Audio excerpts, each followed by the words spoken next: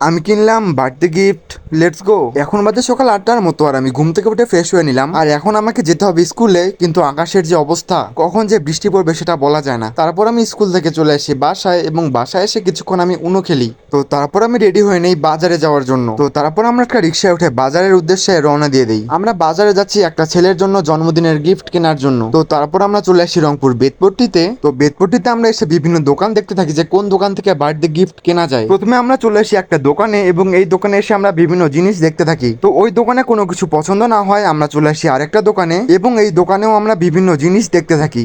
ওই দোকান থেকে চলে আসি আমরা আরো একটা দোকানে, কারণ এর আগের দোকানে আমাদের কোনো কিছু পছন্দ হয়নি। তো ওই দোকান থেকে চলে আসি আমরা আরো একটা দোকানে, এবং এই দোকানে এসেও আমরা বিভিন্ন জিনিস দেখতে থাকি। তো বিভিন্ন জিনিস দেখার পর আমাদের এই আইসক্রিমের বাটিগুলো পছন্দ হয়, এবং আমরা এগুলো কিনে নেই। তো কেনা শেষে আমরা গিফট পেপার দিয়ে র্যাপিং করে নেই। তারপর আমরা উঠে যাই একটা রিক্সায় বাসায় আসার জন্য। আজকের ভিডিওটি এ পর্যন্তই। বাই।